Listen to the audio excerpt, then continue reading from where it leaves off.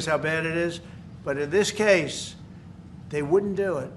They saw it, they read it, and they said, we don't believe it. And it was only after, substantially, like a month and a half after the election, that it got printed, and it was a big wisp. It was just like a bang of nothing, because the election had ended. If that report had gotten published by the New York Times or somebody, and I respect the Times for maybe only this, because they're crooked as you can be. They're a terrible paper, a crooked, corrupt paper. But for this one moment, they said, this is bullshit, we can't put this in. And neither could any other paper. Wall Street Journal's a lousy paper, very, very dishonest paper. As you see, I'm suing them for a lot of money because they do things very badly. It's got a nice name, but it's really, in my opinion, it's a terrible paper. And it can be corrupt. But just so you know, they didn't take the Steele report. It was the Dossier. Remember the famous Dossier? I called it the fake news dossier. The news wouldn't publish it. And I'm amazed. They had 2.5 months. It was finished. 2.5 months. That was supposed to be what was going to happen. And it got published a couple of months after the election. And frankly, nobody cared too much about it. But that was a big thing. No, we caught Hillary Clinton. We caught Barack Hussein Obama. They're the ones. And then you have many, many people under them. Susan Rice. They're all there. The names are all there. And I guess they figured they're going to put this in classified information and nobody will ever see it again, but it doesn't work that way. And it's the most unbelievable thing I think I've ever read. So you ought to take a look at that and stop talking about nonsense, because this is big stuff. Never has a thing like this happened in the history of our country. And by the way, it morphed into the 2020 race. And the 2020 race was rigged, and it was a rigged election. And because it was rigged, we have millions of people in our country. We had inflation. We solved the inflation problem. But millions and millions of people came into our country because of that. And people that shouldn't have been, people from gangs and from jails and from mental institutions, people that we don't want in our country, and people that we're getting out, dangerous people. 11,888 murderers, many of them 50%, more than 50%, murdered more than one person. I hate to say this with such a distinguished guest, but you know, they asked me a question. I got to answer the question. No, Barack Hussein Obama is the ringleader. Hillary Clinton was right there with him, and so was Sleepy Joe Biden, and so were the rest of them. Comey, Clapper, the whole group. And they tried to rig an election, and they got caught. And then they did rig the election in 2020. And then because I knew I won that election by a lot, I did it a third time, and I won in a landslide. Every swing state won the popular vote. But I won that all the same way in 2020. And look at the damage that was caused.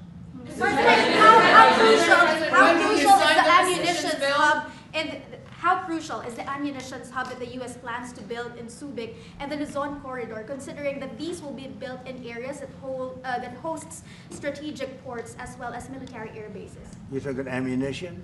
Yes, the U.S. House Congressional Committee on Appropriations approved a budget. Well, it's very important.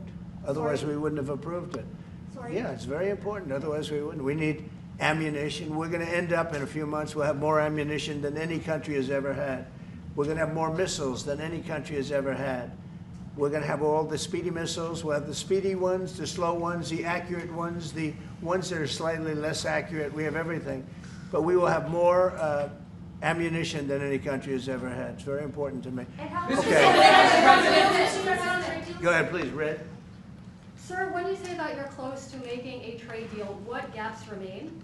And for President Marcos, sir, I was just wondering, do you not think that perhaps the Philippines hosting U.S. missile systems could be considered escalatory by China, especially because they can strike deep into mainland China? Thank you. Well, it's an honor to be with this gentleman. You know, I've known him, and I've known his family, actually, but I've known him.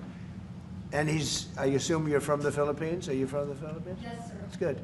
You're very lucky to be from the Philippines, right? It's a great place. But we're going to have a very good relationship. I mean, I know you had some problems with another president, and it was not your fault. It was the president's fault. And the country was maybe tilting toward China. but we untilted it very, very quickly. But you know, you had a country that was tilting toward China for a period of time, and I just don't think that would have been good for you. You can deal with China, you should deal with China, but when I got elected, everything changed and they came right back to us. Say it again? Yeah, Brian, go ahead. Oh, Mr. President, I just wanted to piggyback off the Sorry, I had a housing. question to President Marcos. I'll let you- Yes. I'm sorry, what was the question again? It was about whether having U.S. missiles hosted in the Philippines could be considered escalatory by China. All of the, what we consider part of the modernization of the Philippine military is really as a response to the circumstances that surround the situation around the South China Sea and now what we used to refer to as Asia-Pacific, which we have expanded now to the Indo-Pacific. And if we would certainly, like in any kind of military spending, we would wish that it wasn't necessary, but it is. And so that is what we are doing. And as an adjunct to the question about the ammunition production, this is actually the United States is assisting the Philippines in what we call our self-reliance defense program, which is to allow us to be self-reliant and to be able to stand our own 2 feet, whatever the circumstances that occur in the future. And that the reason that we have encouraged more interaction with the United States is because it is necessary. And it is not just with the United States. It is with all our neighboring countries and even countries as far afield as the Scandinavian countries, the EU. And so this is an ongoing process. And again, I will stress the point that we do this because we feel it is necessary. And don't forget, just as tantamount to what you're asking, the Philippines were loaded up with ISIS and a lot of terrorists, and they were at very, very dangerous point. And during my administration, we went in and we wiped them out, working with the Philippines, but we wiped them out. But if we didn't go in, I don't know what would have happened. I don't know who would be your president right now. But we spent a lot of time and a lot of talent on going into the Philippines and wiping out terrorists. They had a tremendous problem during my administration. And we cleaned it up, we got them out, and now you really have a good, solid country again. I believe so, yes. How can you make it more permanent, sir? Mr. President, I want to follow up on the housing question. Yeah. We've got no tax on tips, no tax on overtime, no tax on Social Security. How important is it we have no tax on home sales, capital gains, to unleash the housing market in this country? Well, we're thinking about that, but would also unleash it just by lowering the interest rates.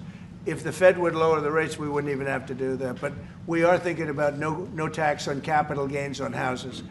And I'm very impressed that you asked that question because nobody knew that. Well, How did you find that out? That's very. I wonder why there's somebody I'm very close to. There's a leaker. There's a leaker. I've also got a question. I find it a very interesting world that we know more about two people at a Coldplay concert just hours after that viral video than we know of Thomas Crooks 1 year after attempting to assassinate you. What is holding back the investigation on Thomas Crooks? Well, they've reported to me and they've told me things, and they really say they haven't found anything that was abnormal. I would say this: the Secret Service was very brave because they were right there and they jumped on me. They made a mistake. They should have had somebody on that roof, and they should have had communication with the local police, who also, I mean, they did a very good job, but they made some mistakes, and we have a whole different group of people now. I don't think anything can happen, but I think we have the best people anywhere in the world right now, and I think they've learned. And they went into him very, in great detail. They gave me the whole thing, and what can I do? They say that it was just a nut job that was looking to do this, and